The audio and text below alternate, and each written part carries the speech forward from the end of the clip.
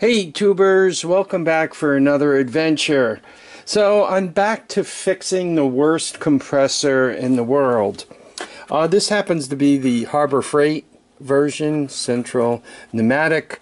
I think you could buy these with different names on it and so forth.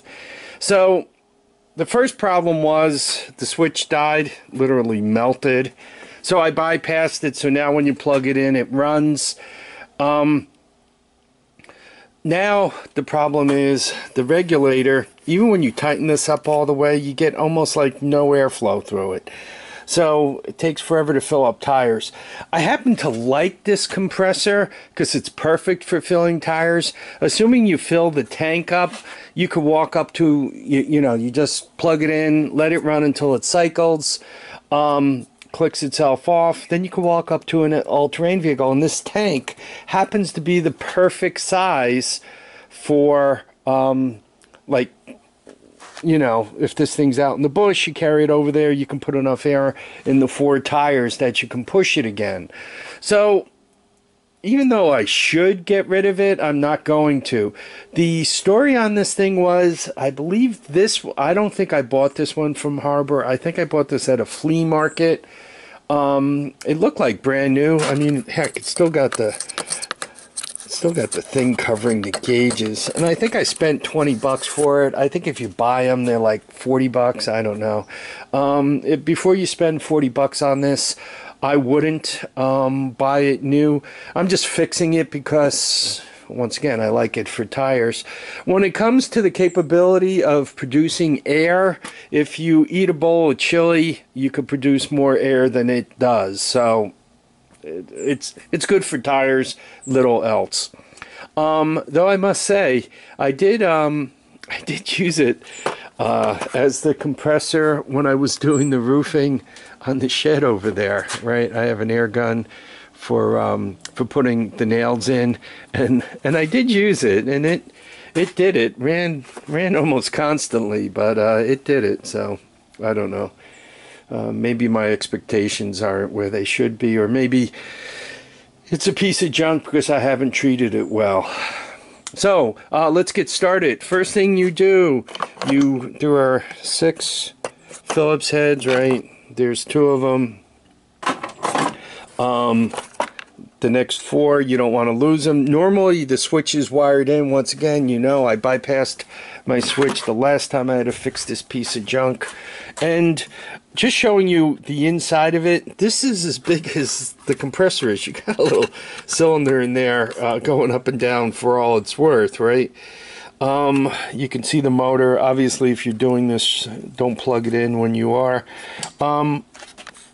Here's my problem. Here's the regulator that's no good, and you guys could see very quickly that I have one of 2 choices. I can plug this end and put the hose over here where the safety is. I mean, that is an unsafe thing to do, but I know this will not pump up to the point, even if my switch fails, I know that it will not over pressurize this thing. It's tired.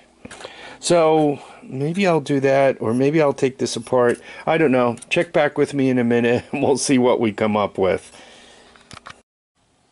Hey tubers. So what I did is I swapped around my regulator, lets almost no air through, and the hose was on this side, and it took forever to fill a tire because it was going through a pinhole.